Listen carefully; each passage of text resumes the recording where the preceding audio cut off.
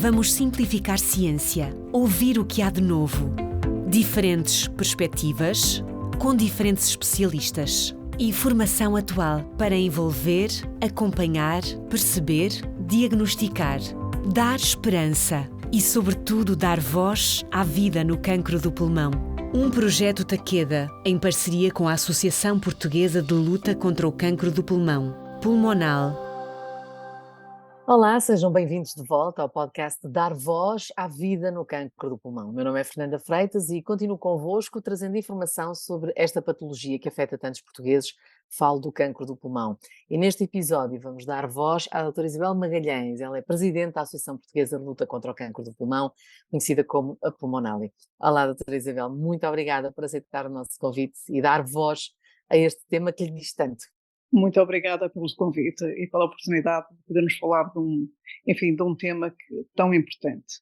Antes de mais, eu tenho de lhe dar os parabéns. O compromisso da Pulmonale ao longo dos anos, o trabalho que tem vindo a ser desenvolvido, o seu trabalho em particular, é mesmo um privilégio poder saber um bocadinho mais. Vamos, no fundo, contar uma história, não é? Eu vou-lhe pedir para, era uma vez, contar um bocadinho a história de como é que tudo começou, como é que se deu esta união de profissionais de saúde, doentes, de cuidadores, em prol de ajudar toda a comunidade, toda a sociedade portuguesa. Como é que surge a associação? Ora, estávamos precisamente no final de 2009, quando o professor António Araújo, que é um oncologista conhecido mérito da cidade do Porto, entendeu que era hora de dar voz ao doente com cancro de pulmão e criar uma associação que fosse uma associação com o objetivo que era uma associação de e para o doente com cancro de pulmão. Portanto, estamos a falar de uma pessoa que conhece de uma maneira muito próxima estes doentes e sabia que, por um lado, não havia alguém que lhes desse voz na sociedade a nível civil e que estamos a falar realmente de uma doença que é somente a doença oncológica que mais mata em Portugal. Era tempo de fazer alguma coisa e de dar voz a estes doentes. E também sabia uma outra coisa, sabia que precisamente por uma questão que naturalmente iremos abordar, que é a questão do diagnóstico ocorrer ainda numa fase muito avançada em Portugal, estes doentes, e também até porque existe algum estigma relativamente ao cancro do pulmão, estes doentes são doentes ainda hoje, mas então em 2009 ainda mais, doentes muito pouco proativos e como tal era preciso, enfim, eu diria criar aqui uma massa crítica, trazendo pessoas da sociedade civil, que não doentes, que não profissionais de saúde, uni-los em conjunto para dar voz a estes doentes. E é assim que surge este projeto. E podemos dizer então que a Pulmonale enfrentou grandes desafios, porque fundar uma associação que reúne os profissionais de saúde, os doentes, os cuidadores, traz bastantes desafios, não é? Quais foram os principais que se lembra? Lembro, olha, desde logo o principal é exatamente este que eu referi. Era preciso criar uma massa crítica para criar esta associação. Os doentes, como referi, pelo seu perfil, pelas suas características, eram e ainda são hoje em dia, infelizmente, muitas vezes pouco proativos quando comparados com doentes de outras patologias mesmo oncológicas. E, por outro lado, a própria sociedade civil em Portugal não tem muito historial de participação neste tipo de causas. As pessoas acham que os problemas da doença têm a ver apenas com os profissionais de saúde ou também com os doentes quando estão doentes. Mas quando na sua vida estão numa fase saudável, acham que isto é uma questão um bocadinho lateral, que não tem a ver com as suas próprias vidas. E como não há este exercício de cidadania, claro que era muito difícil arranjar pessoas que se quisessem associar e colaborar neste projeto. E eu acho que esta questão de juntar as pessoas, de começar um projeto em comum, é o principal desafio. A este desafio somam-se muitos, que são os desafios que eu diria que são, se calhar, comuns a muitas outras associações em Portugal, desde logo, por exemplo, a questão de não haver um financiamento que lhes permita ter, eu diria que garantida alguma sustentabilidade e que induza que muitas vezes são identificados pelas associações projetos importantes e que acabam por não ser feitos por falta de recursos. Sendo que a Pulmonale veio dar resposta a uma série de questões relacionadas com o acompanhamento não apenas dos doentes, mas também dos cuidadores, não é? Porque, de facto, como diz, muitas vezes olhamos para a doença como falta de saúde, não é? Ou o contrário, a saúde como falta de doença. Mas os cuidadores podem não ter a doença, mas precisam de um acompanhamento e de uma resposta que a Pulmonale, acredito, veio dar. Naturalmente que sim, os cuidadores numa doença como esta, muitas vezes vêem-se obrigados a ter, portanto, a alterar toda a sua vida, tornando-se um cuidador a tempo inteiro, muitas vezes com condições psicológicas que não são as melhores, porque pelo estado até do próprio doente, e naturalmente que a pulmonal procura apoiar esses cuidadores, tal como os doentes, de várias formas, informando-os, tirando-lhes dúvidas, sempre que possível, e isto tem a ver com projetos também pontuais que nem sempre conseguimos garantir, facultando-lhes consultas de apoio psicológico, mas eu gostaria de voltar um bocadinho atrás, Fernanda, para referir a questão que eu acho que é fundamental, que é nós temos que capacitar a nossa população, informar a nossa população, e não é só informar, é perceber que as pessoas ficam capacitadas,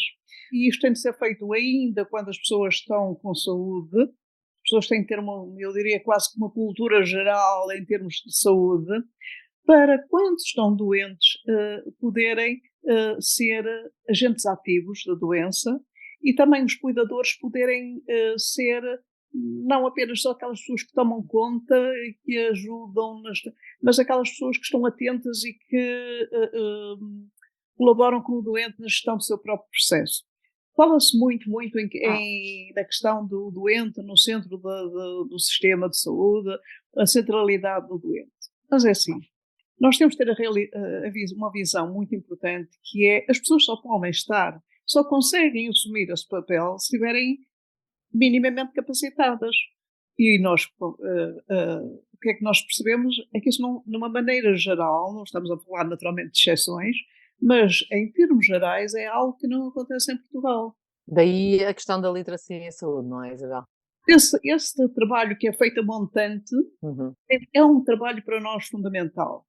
E depois é esse trabalho que nos permite depois ajudar os doentes a perceber a sua doença, a perceber, por exemplo, que cada cancro é uma situação individual, não há dois pulmões iguais, não há dois cancros iguais. Com certeza que as pessoas que estiverem capacitadas vão com certeza conseguir gerir todo este processo de uma forma diferente e vão permitir até, eu diria, que um diálogo mais enriquecedor em conjunto com a sua equipa médica. Portanto, a Pulmonale tem ajudado, tem contribuído imenso, eu diria, para uma maior literacia em saúde nesta área, sobretudo. Eu gostava era até de saber, se me permite, Isabel, algum projeto ou algum apoio que a Pulmonale tenha vindo a desenvolver, de forma a que os doentes comecem a perceber e a contaminar positivamente a comunidade envolvente de que vale a pena fazer parte de uma associação. Olha, eu acho que as pessoas, através desse nosso trabalho de literacia, veem nisso uma mais-valia, percebem que têm onde recorrer, existe um local onde existe informação credível, dada de uma forma tanto acessível, e que os ajuda, com certeza, a viver a jornada da sua doença de uma forma diferente. Acho que há esse conjunto de Respostas de alguma forma, não é? dadas, e deixe-me também dizer-lhe que nós estamos neste momento numa fase de lançamento também de uma coisa que acho que será uma mais-valia, que é a criação de grupos de apoio de doentes, que são locais em que as pessoas têm uma conversa entre pares, que de facto é uma coisa muito valorizada pelos doentes e também pelos cuidadores, não é? Sem dúvida. E os doentes e os cuidadores podem entrar em contacto direto com a Pulmonale, ou seja, uma pessoa que saiba ou que tenha contacto com a doença, Sim, qualquer pessoa que pode entrar em contacto com a pulmonal, normalmente as pessoas contactam muito por mail, ou mandam mensagens nas nossas redes sociais, mas sobretudo por mail. Isto é uma coisa que eu diria que se reforçou muito na pandemia, mas que é um fenómeno, eu acho que já pré-pandemia e que se mantém. Também utilizam o telefone, mas menos. Portanto, inicialmente tentam ter algum anonimato, por assim dizer, não é? Não haver um contacto tão direto. Mas depois apercebem-se que fazer parte de uma associação como a Pulmonal só traz vantagens. Exatamente. E claro que nós também fazemos muitas sessões presenciais, sessões destinadas ao público. Temos muitas iniciativas próximas da população. Portanto, consultando o site, sabemos tudo o que a Pulmonal tem vindo a fazer. Temos um site, temos uma presença nas várias redes sociais também. E já agora gostava de perguntar, temos estado a falar deste trabalho direto com doentes e cuidadores, e na perspectiva da comunidade médica que trata destes doentes, como é que a Pulmonal funciona? Contribui também de alguma forma para aquilo que é chamada a investigação clínica? Em primeiro lugar, e retomando a questão anterior, alguns doentes também nos chegam por uma indicação de alguns médicos que os estão a acompanhar e que lhes indicam o pulmonal como, eu diria, quase como um porto de abrigo. Relativamente a essa questão que está a colocar, eu acho que qualquer associação, e neste caso a pulmonal, acaba por ser uma mais-valia também para a área médica. Muitas vezes os profissionais de saúde não têm o tempo necessário para explicar o que é o consentimento informado, como é que se processa a questão dos ensaios clínicos. Há toda uma informação anterior que nós podemos ajudar a fazer. É que não tem de ser durante a consulta médica, não é? E há outras questões mais importantes. Exatamente. E, portanto, acho que há aqui um trabalho que tem sido feito e que, naturalmente, é um trabalho que tem que ser aprofundado, porque há bocadinho, quando falamos no trabalho da pulmonal, deixe-me referir uma questão. Nós temos vindo a multiplicar as nossas atividades e até modificá-las ao longo do tempo. Não sei se recorda, nós começamos numa área que é fundamental, a área do cancro do pulmão, que é a prevenção. Sendo esta uma doença em parte evitável, porque uma grande percentagem está associada ao tabagismo, é óbvio que tem que se trabalhar com muita força a questão do tabagismo e da cessação tabágica. Mas, obviamente, que fomos alargando as nossas atividades e dirigindo cada vez mais também a associação para atividades destinadas aos doentes e aos cuidadores. E, portanto, nós temos um conjunto de atividades múltiplas.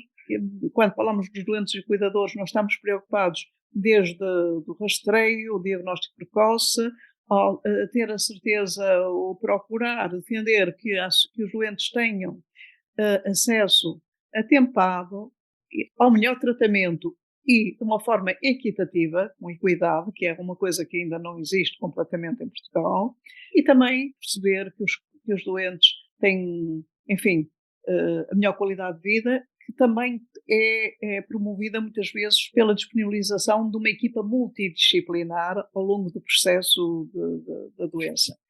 Isto são tudo preocupações e são tudo aspectos que nós trabalhamos. Por exemplo, trabalhar noutros fóruns, trabalhar com géneros internacionais. Nós integramos a GLCC, que é uma organização mundial. Somos membros fundadores da LUCE, que é a organização que aglutina as associações de cancro do pulmão a nível europeu. E também a nível nacional, somos membros do Conselho Nacional de Saúde, temos presença em vários fóruns, onde trazemos para a agenda dos decisores a questão desta doença, não é? Muitas vezes tem sido, ao longo do tempo, muitas vezes esquecida. Mas aquele trabalho que se digna por lobby, não é? No fundo, é o que vocês tentam fazer, trazer para a agenda política, mediática, social, este tema, sobretudo, mais uma vez, eu acho que nunca é demais salientar a questão do rastreio ser tão importante e a questão do diagnóstico precoce, porque cada vez há mais pessoas a chegar aos hospitais demasiado tarde. A realidade portuguesa é essa. A maioria dos doentes é diagnosticado numa fase muito avançada. Ora, o que nós vemos é que nos últimos 10, 15 anos tem havido uma evolução muito grande a nível das abordagens de tratamento. Nós hoje temos uma realidade muito diferente daquela que era, por exemplo, quando a pulmonal foi criada. Mas o prognóstico dos doentes, com certeza que vai ser diferente consoante a fase em que eles são diagnosticados. E aqui, quando falamos de cancro de pulmão, eu diria que não é cada dia, cada segundo conta. Quanto mais cedo o doente é diagnosticado, com certeza que o prognóstico será mais favorável. O que acontece é que nós verificamos que, na maioria dos casos, isso não acontece, e isto tem algumas explicações. Desde logo, existe aquela a questão de base, que é a falta de literacia das pessoas, o desconhecimento, muitas vezes, de sintomas, ou esses sintomas também merecem aqui uma ressalva. Porquê? Porque muitas vezes são sintomas, eu diria que também idênticos ao de outras doenças, são sintomas que muitas vezes, no caso dos fumadores, são confundidos com o agravamento de sintomas que eles já tinham pré-doença, e ainda temos uma situação de os sintomas serem realmente muito leves, quase imperceptíveis. Isto leva a que os sintomas, quando existem, sejam desvalorizados, e não só muitas vezes pelos doentes, muitas vezes até por algumas abordagens iniciais que fazem aos seus médicos assistentes e que, portanto, explica um bocadinho isso. Ora, nós sabemos que, pelo menos relativamente à população de maior risco, existe o cancro do pulmão. O rastreio do cancro do pulmão é uma coisa que é estudada internacionalmente há muitos anos e que começou a ser implementado em ensaios ou projetos piloto em vários países, mas que em 2020, eu diria que é um ano que marca muito esta questão, houve realmente aquilo que se chama uma evidência de que o rastreio do cancro do pulmão feito com um ataque de baixa dose é um rastreio que permite detectar o cancro numa fase inicial e permite reduzir as mortes por cancro em mais de 20%. Um investimento mínimo, mas que pode ser maximizado. Ora bem, eu acho que estes números são suficientemente importantes para que se pense a sério do rastreio. Em Portugal, o rastreio foi durante muito tempo um tema de decisores, de comunidades científicas, etc.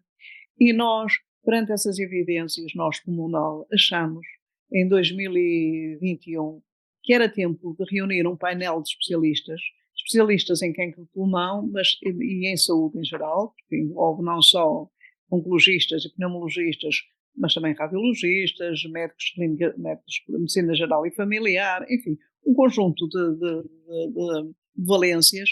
Reunimos num painel para discutir este tema e, à luz da evidência, perceber se faria sentido nós continuarmos a não fazer nada ou se realmente Portugal devia tomar uma iniciativa. E o consenso foi unânime, concluindo-se que era urgente ter-se um rastreio em Portugal e que faria todo sentido começar-se por um projeto piloto. Então avançamos com esse grupo de peritos para o desenho de um projeto piloto.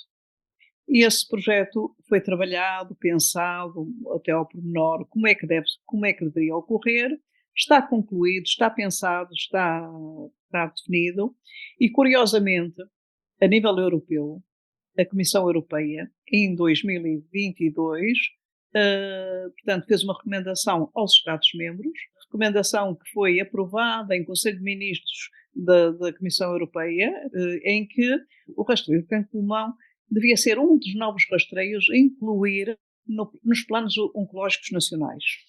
E, nesse contexto, nós vimos o anúncio do nosso Ministro da Saúde dizer que íamos avançar nesse sentido. A União Europeia refere as linhas em que deve ser feito, que no fundo é seguindo, eu diria, e simplificando aqui um bocadinho, é seguindo as linhas orientadoras do estudo Nelson, que é o maior estudo europeu efetuado, portanto, nos Países Baixos, e diz mais, diz que os países que ainda não têm o rastreio devem começar esta caminhada através de projetos piloto. De facto, estas orientações estão perfeitamente de acordo com aquilo que foi pensado e desenhado pelo grupo de peritos que reunimos. Neste momento, se me perguntar porquê é que o projeto ainda não saiu do papel, naturalmente há aqui duas questões muito importantes. A primeira é calcular que todas as pessoas que fazem o rastreio e que no rastreio surge um achado, e aqui temos que ter noção de que esse rastreio através da ataque de baixa dose, além de permitir diagnosticar cancro do pulmão, permite também o diagnóstico de outras patologias, e esses doentes também têm que ser encaminhados para as especialidades respectivas. Para avançar com o projeto piloto, temos de ter a certeza que as autoridades de saúde se comprometem a que estes doentes identificados entram no Sistema Nacional de Saúde para ter o tratamento atempado. Porque não faz sentido fazer rastreios e depois dizer às pessoas: olha, agora não temos nada para oferecer, não é? Isto é um bocadinho aqui a famosa pescadinha de rabo na boca, não é? Exatamente. A este propósito, nós já tivemos a oportunidade de reunir com a direção executiva, que se mostrou completamente receptiva e eu diria até agradada com o projeto, e que, tendo consciência deste aspecto fundamental que eu referi, mostrou total abertura para que isso acontecesse. E, portanto, este é um ponto muito importante e que nos parece, de certa forma, assumido pelas autoridades. A outra questão é, um rastreio desta natureza tem um custo. Tens o custo do equipamento, que é um ataque de baixa dosagem. Este rastreio deve ocorrer, enfim, nos termos em que ocorreu, por exemplo, em Inglaterra com o projeto Manchester, ou seja, próximo da população. Em Inglaterra nós vemos um caminhão-tiro que tem o equipamento e que se desloca junto das populações, junto de supermercados, de sítios, de centros comerciais, onde a população tem um acesso rápido e fácil e faz o seu exame, e isto envolve todo um conjunto de recursos que naturalmente Tem custos, não é? tem custo. A União Europeia lançou uma Joint Action, que é, no fundo, uma linha que vem para os vários Estados para ser gerida pelas autoridades de saúde e que se destina, entre outras coisas, destina-se também ao lançamento dos novos rastreios. Portanto, o financiamento existe, foi identificada a forma que nos parece mais, enfim, mais adequada para o fazermos. Nós já tivemos uma reunião no Ministério com a senhora Secretária de Estado da Saúde, da Promoção da Saúde, e aguardamos agora feedback sobre isto, não é? Portanto, quer dizer que há muito, muito trabalho daqui para a frente. Parece-me que a Pulmonália, obviamente, está com muito trabalho no futuro em relação a esta questão dos rastreios, que me parece fundamental. Mas acredito que todos os doentes e cuidadores de cancro do pulmão podem esperar ainda muito mais da associação no futuro. Sim, eu acho que este é um projeto, o projeto Rastreio é um projeto que eu diria que desde 2021 tem sido algo muito trabalhoso, mas que, no nosso entender, tem de ser uma prioridade para a pulmonal. Porquê? Porque pode mudar o paradigma da doença do cancro do pulmão em Portugal. Se nós tivermos diagnósticos mais cedo, naturalmente que a questão da qualidade e da quantidade de vida será muito diferente daquela que temos hoje. Não podemos, com certeza, neste entretanto, só estar focados nisso e deixar de fazer todas as outras coisas, atividades que temos que fazer, nomeadamente essa que referiu, de informar, de apoiar os doentes, de criar. Estamos, como disse, neste momento, por exemplo, a alinhar o projeto de apoio dos grupos de apoio e há todo o trabalho de capacitação, de esclarecimento dos doentes e cuidadores que continuamos a fazer, porque o trabalho muitas vezes é identificado, aquilo que há para fazer são múltiplas coisas, muitas vezes é impossível chegar a tudo e temos que fazer as nossas escolhas e dar prioridade a algumas questões. Muito bem, é um trabalho muitas vezes invisível, mas que tem consequências diretas na vida dos associados, dos doentes, dos cuidadores. Portanto, fica aqui em nota de rodapé também um desafio para todos aqueles que nos estão a ouvir, tornarem-se associados, porque cada associado ajuda um pouco nesta luta incrível que a Pulmonal tem vindo a desenvolver quando falamos na luta contra o cancro do pulmão. Doutora Isabel Magalhães, foi um prazer reencontrá-la neste nosso podcast. Muito obrigada. Muito obrigada e, naturalmente, que os doentes, os cuidadores, eu diria os cidadãos, podem continuar a contar com a Pulmonal e no caso dos doentes e cuidadores, identificarem-se como sendo a sua própria voz na sociedade civil. É isso que queremos, dar voz à vida no cancro do pulmão. De resto, o título do nosso podcast. E eu agradeço a todos aqueles que nos acompanharam nesta interessante conversa de contextualização acerca da Associação Portuguesa de Luta contra o Cancro do Pulmão e com a doutora Isabel Magalhães. Do nosso lado, agradecemos a companhia e desafiamos todos aqueles que estão a ouvir para participarem também no próximo episódio. Já por aqui falamos do doutor António Araújo. Ele vai ser o nosso próximo convidado, atualmente diretor de Serviço de Oncologia Médica no Centro Hospitalar do Porto, e vai certamente também dar-nos mais inputs acerca do trabalho que tem vindo a ser desenvolvido quando falamos em lutar contra o cancro do pulmão em Portugal. Continua a fazer parte destas conversas. Este e outros episódios vão estar disponíveis nas plataformas Spotify, Google Podcast e também no site da Pulmonal, que eu aproveito para deixar aqui, de forma a que todos possam consultar www.pulmonale.pt. Vamos simplificar ciência, ouvir o que há de novo. Diferentes perspectivas, com diferentes especialistas. Informação atual para envolver, acompanhar, perceber, diagnosticar, dar esperança e, sobretudo, dar voz à vida no cancro do pulmão. Um projeto Takeda, em parceria com a Associação Portuguesa de Luta contra o Cancro do Pulmão, Pulmonal.